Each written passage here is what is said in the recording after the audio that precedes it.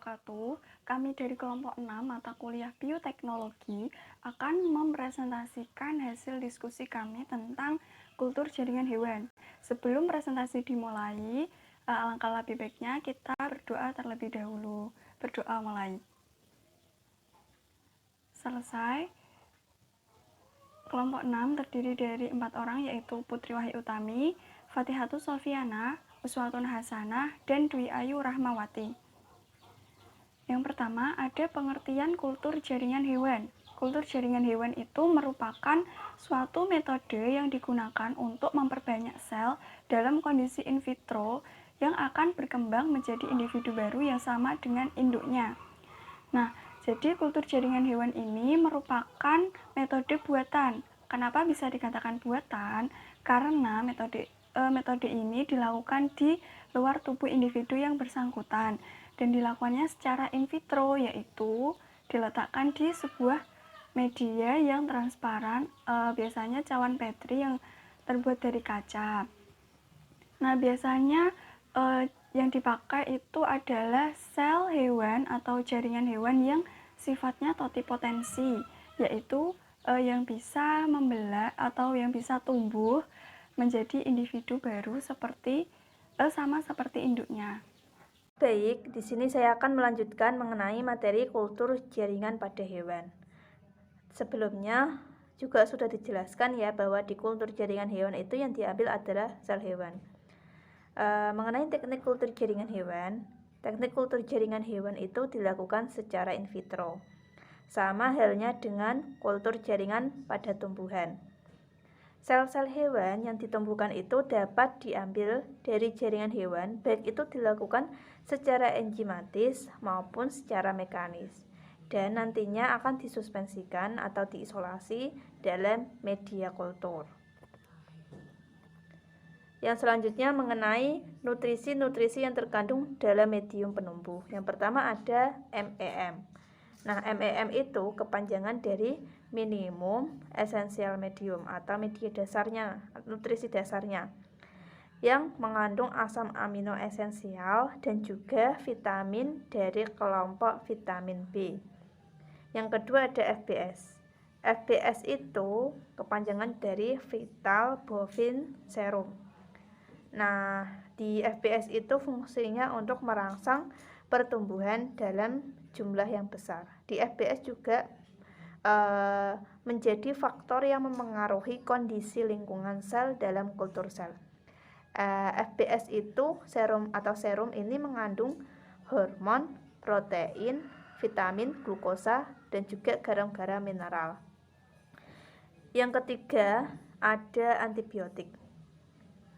Nah, di antibiotik itu fungsinya untuk membunuh bakteri dan mikroorganisme serta jamur yang tidak diinginkan dalam medium penumbuh yang nantinya akan menjadi sumber kontaminasi dalam kultur jaringan hewan.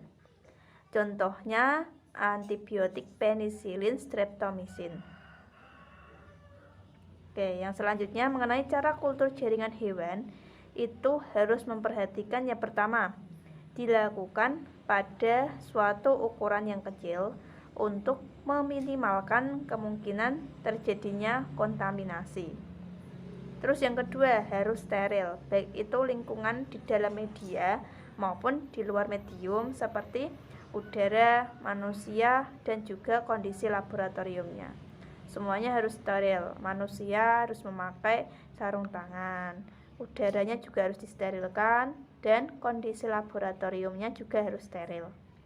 Terus semua sumber kontaminasi harus dihilangkan atau ditiadakan, baik itu di ruangan laboratoriumnya atau tempat laminar airflow dan alat-alat bedah yang bakal digunakan untuk kultur jaringan hewan. Berdasarkan tempat yang digunakan, kultur sel atau kultur jaringan hewan itu memiliki 3 teknik. Yang pertama ada slide kultur, yang kedua ada flash kultur, dan yang ketiga ada test tube kultur. Yang pertama slide kultur. Nah, yang pertama itu gambarnya ini. Ini gambar pertama, slide kultur. Yang kedua ada flash kultur, ini flash kultur. Dan yang ketiga ada test tube kultur. Nah, di slide kultur itu sama flash culture itu digunakan untuk sifatnya sel yang melekat. Contohnya sel epitel ataupun sel fibroblast. Slide culture sama flash culture itu lebih menguntungkan yang flash culture karena dapat menjadikan jaringan tersebut atau sel tersebut dapat berkembang biak secara lebih pesat. Yang ketiga, test tube culture. Nah, di test tube culture itu berbeda dengan di slide culture sama flash culture. Kalau slide culture sama flash culture kan itu untuk sel yang melekat pada permukaan mediumnya. Kalau di test tube culture itu yang tidak melekat atau sel yang tidak melekat. Contohnya pada sel darah. Nah, di test tube culture itu menumbuhkan kultur sel pada tabung reaksi ataupun botol. Oke. Nah, di kultur sel itu biasanya dilakukan dalam bentuk suspensi yang diambil dari jaringan tadi yang sudah saya jelaskan, baik itu secara enzimatik, mekanik. Nah, di kultur jaringan hewan itu ada dua jenis kultur primer dan kultur sekunder. Yang pertama kultur primer. Nah, di kultur primer itu eksplannya atau selnya itu diambil langsung dari sel hewan. Yang kedua kultur sekunder. Nah, kultur sekunder itu primernya diambil dulu atau dari kultur primer, dibanyakin dan baru menjadi eksplan. Kultur sekunder itu menggunakan subkultur dari primer sel.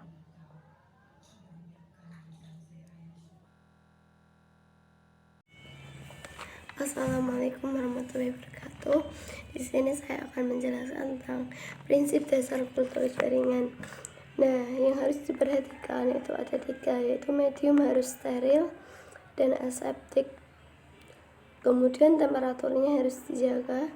Kemudian medium harus memelihara pH 7 sampai 7,4.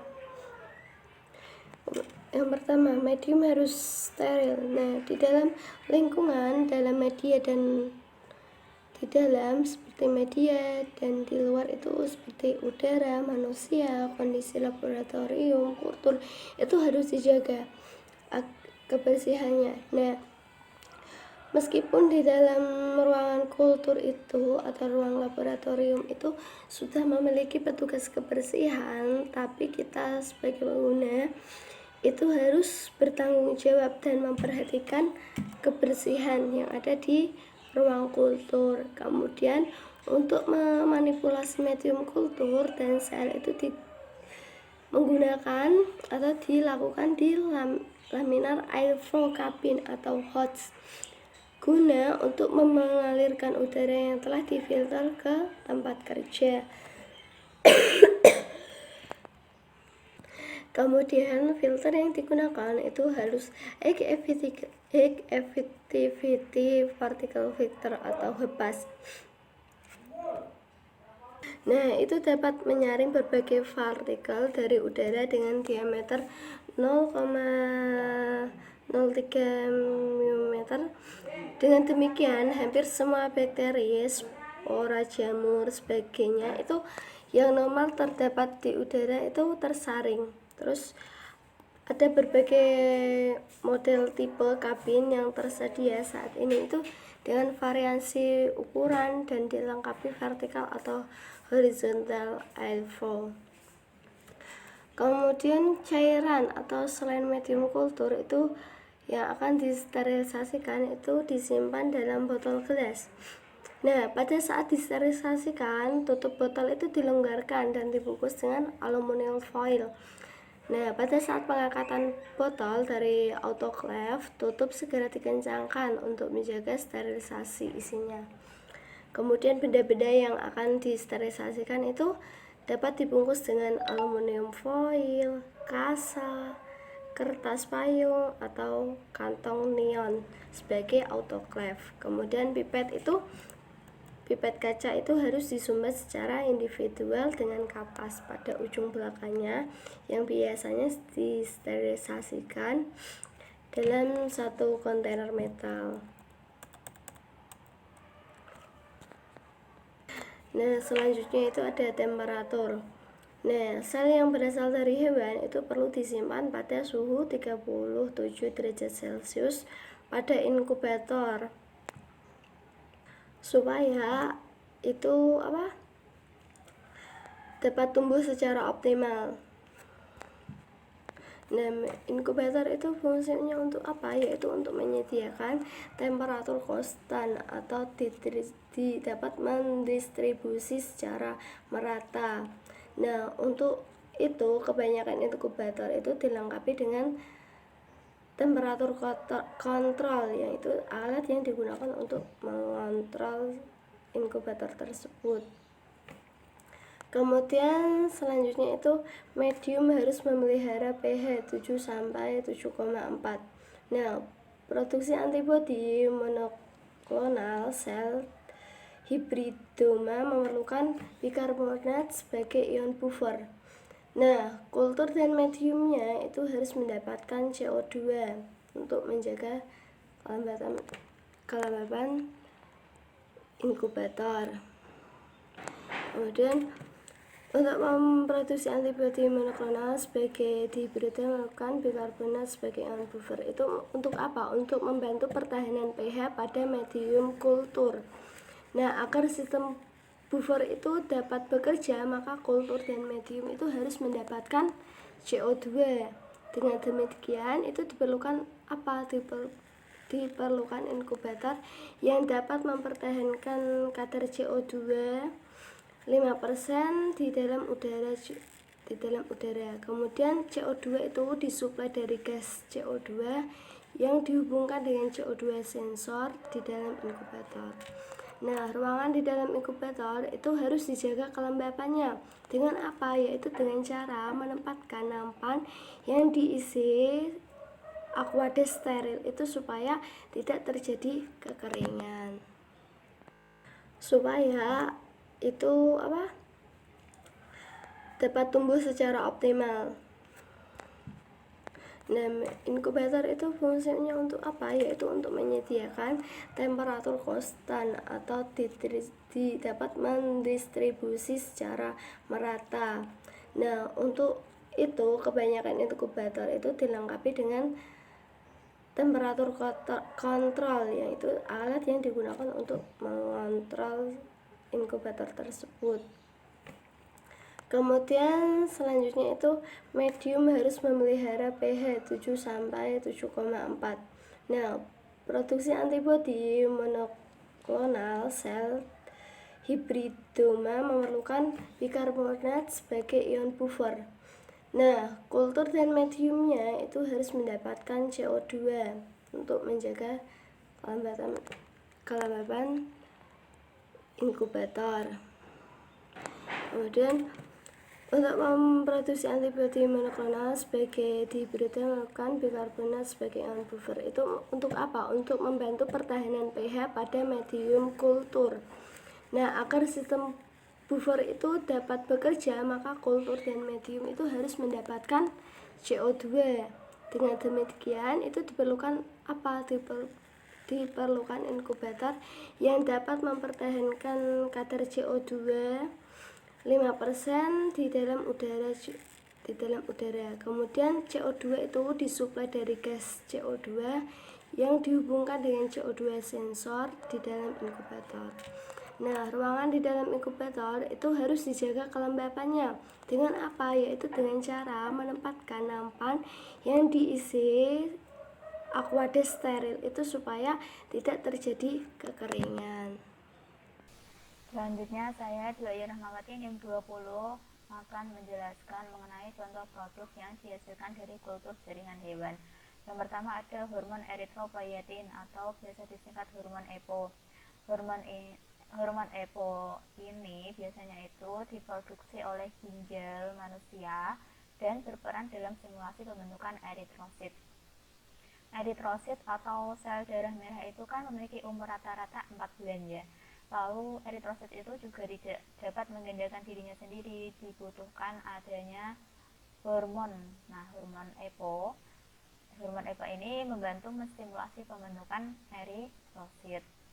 Nah, pada pasien cuci darah, pasien anemia akut, dan pasien kanker itu hormon EPO yang dihasilkan oleh ginjalnya itu tidak cukup untuk dirinya, jadi diperlukan adanya hormon EPO-sintesis yang disuntikkan untuk memenuhi kebutuhannya.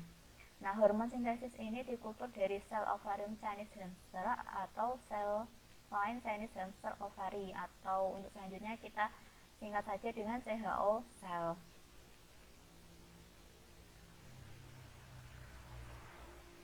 Proses pembuatan hormon EPO ini dibagi menjadi beberapa tahap ya. Yang pertama itu proses kultur 1.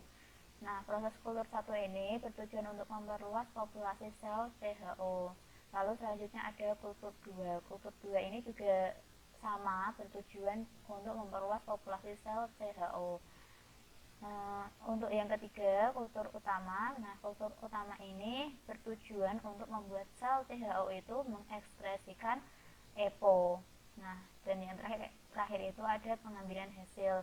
Pada proses ini, EPO murni itu sudah dihasilkan. Kita bahas satu-satu ya. Yang pertama ada kultur 1. Proses kultur 1 ini dilakukan pada inkubator CO2 pada suhu 37 derajat Celcius dengan kadar CO2 5%. Medium yang digunakan adalah botol khusus yang telah diisi campuran DMEM atau F12, sodium bikarbonat, fetal bovine serum atau FBS, MTX, WFI, dan HCl atau NaOH dengan pH 7. Proses kultur 1 ini dibagi menjadi beberapa tahap.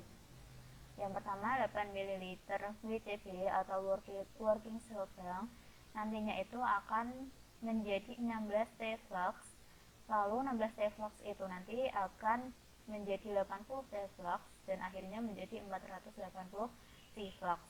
Ini gambar T-flux ya yang di samping itu. Selanjutnya ada proses kultur 2. Proses ini dilakukan pada inkubator roller pada suhu 37 derajat Celcius dengan kecepatan putaran 0,5 rpm. Medium yang digunakan adalah roller botol yang telah diisi campuran DMEM atau F12, sodium bikarbonat, fetal bovine serum atau FBS, WFI, dan HCl atau NaOH pH 7. Nah, sama dengan kultur 1 tadi, kultur 2 ini juga dibagi menjadi beberapa tahap. Yang dari kultur 1 itu tadi kan menghasilkan 480 T-flux. Nah, selanjutnya 480 T-flux ini nanti akan menjadi 480 roller botol, lalu berubah lagi menjadi 1440 roller botol. Yang ketiga ada kultur utama. Proses ini dilakukan pada inkubator roller pada suhu 37 derajat Celcius dengan kecepatan putaran 1,5 rpm.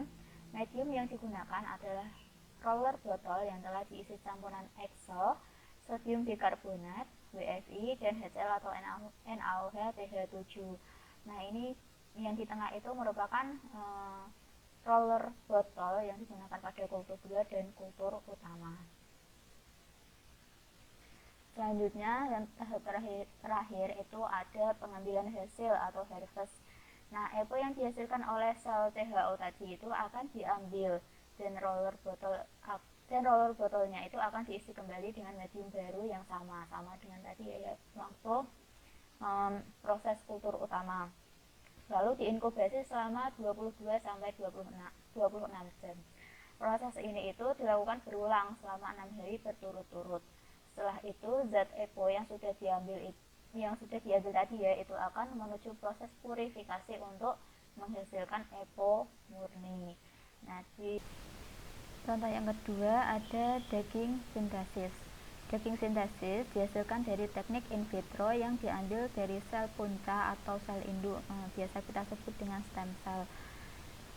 Daging yang kita konsumsi atau daging konvensional itu kan berasal dari hewan hidup. Nah, itu dianggap menyakiti hewan karena proses pemotongannya itu ya.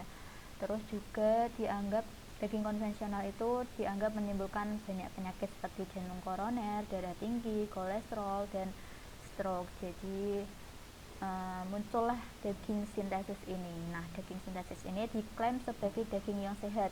Kenapa? Karena kandungan nutriennya itu dapat diatur dan komponen lemaknya itu dapat dimodifikasi sesuai keinginan. Lalu daging sintesis ini juga tidak menyakiti hewan karena tidak melalui proses pemotongan hewan ya. Terus sel induk atau stem cellnya itu diambil dari ternak hidup, tidak harus memotong ternak terlebih dahulu.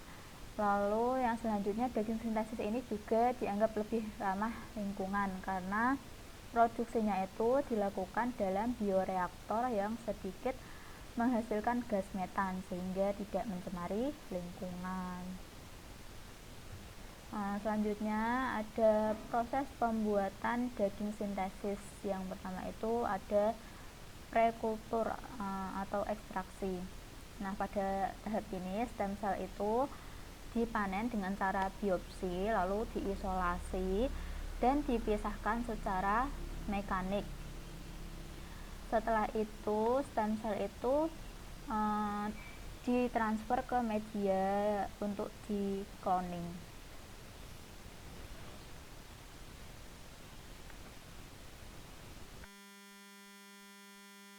Selanjutnya proses pembuatan daging sintesis. Yang pertama prekultur atau ekstraksi. Jadi stem cell itu dipanen dengan cara biopsi, diambil bagian kecil jaringannya, kemudian diisolasi dan dipisahkan dengan cara mekanik. Setelah itu stem cell itu diseleksi dan ditransfer ke media untuk di cloning. Yang kedua ada kultivasi atau proliferation. Stem cell itu yang telah ditransfer ke media itu dipindahkan ke scaffold.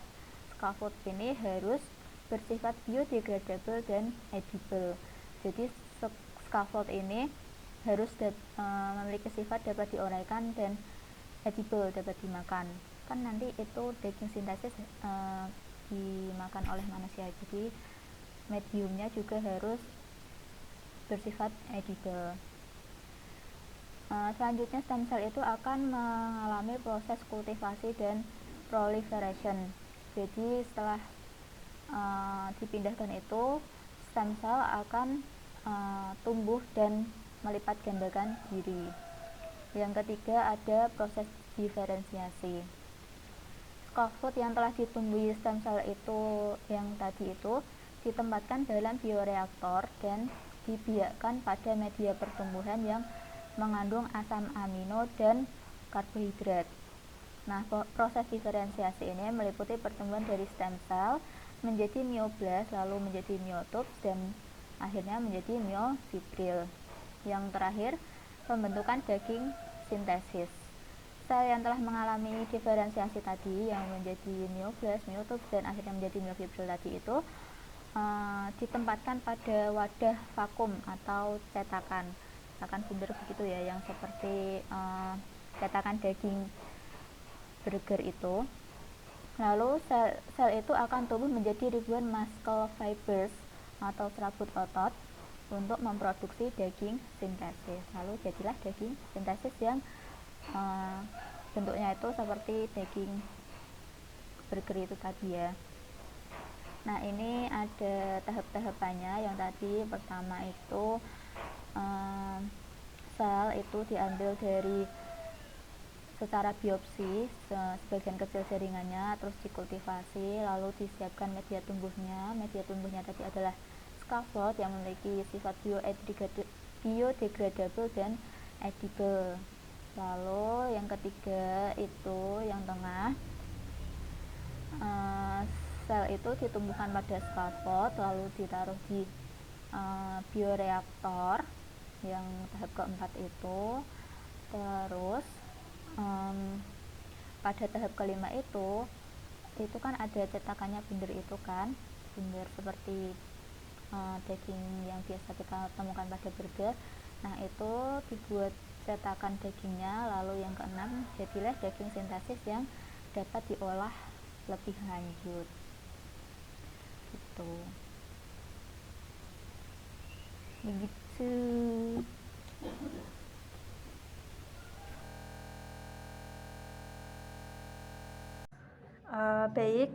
Selanjutnya mengenai contoh kultur jaringan pada hewan, yaitu kultur sel insekta. Nah, di kultur sel insekta itu belum banyak dijumpai di Indonesia. Namun manfaatnya cukup besar, yaitu sebagai atau untuk mengembangkan vektor atau sel pembawa yang berfungsi sebagai inang bagi baculovirus. Nah, baculovirus itu sebagai bioinsektisida alami oleh para petani untuk membasmi hama sehingga akan berdampak positif bagi lingkungannya. Nah, mengenai bahan kultur sel insekta, yang pertama adalah dari sel epitel usus Spodoptera litura. Dan ini gambarnya. Yang kedua menggunakan antibiotik penisilin streptomycin. Lalu menggunakan larutan PBS dan antifungi. Lalu menggunakan medium grass. Yang selanjutnya alat kultur sel insekta. Yang pertama ada spooled injeksi. Yang kedua mikroskop inverted. Terus ada laminar airflow, ada pembakar spiritus, ada cawan kultur, ada membran millipore, dan juga ada inkubator. Mengenai tahapan kultur sel insekta, yang pertama yaitu persiapan medium pertumbuhan. Medium yang dipakai adalah medium grass. Nah, di medium grass itu adalah medium khusus sel insekta. Yang kedua, medium grass itu ditambahkan serum FBS dengan konsentrasi 10%. Terus medium juga ditambahkan sebagai zat antibiotik, yaitu penisilin streptomycin dan juga antifungi untuk terhindar dari kontaminasi atau penyebab kontaminasi nanti. Lalu setelah melakukan persiapan pada medium pertumbuhan, menyiapkan kultur primer sel epitel usus Spodoptera litura dengan memotong kecil-kecil. Lalu diambil selnya, sel epitel ususnya, menggunakan larva instar 5 dengan metode monolayer.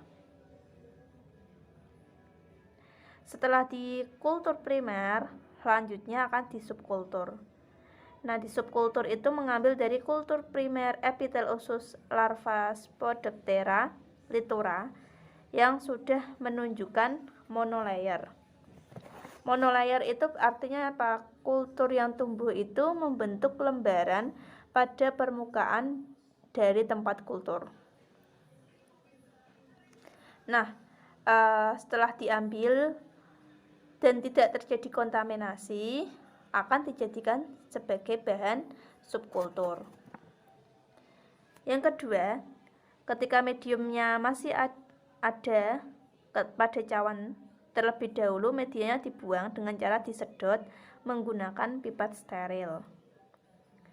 Terus yang ketiga yaitu didispersi atau dipisahkan dengan cara melepaskan sel dalam medium dari cawan, cukup digoyang-goyang saja. Terus selanjutnya sel-sel yang sudah lepas akan ditanam kembali pada beberapa cawan, artinya di subkultur kembali. Setelah itu sel subkultur selanjutnya ditumbuhkan dalam inkubator dengan suhu 27 derajat Celcius sesuai dengan suhu untuk menumbuhkan kultur primernya. Selanjutnya setelah terbentuk monolayer lagi, maka akan di subkultur yang kedua dengan cara yang sama pada subkultur yang pertama. Nah, di subkultur itu dilakukan sampai tidak mampu lagi untuk di subkultur kembali. Setelah di subkultur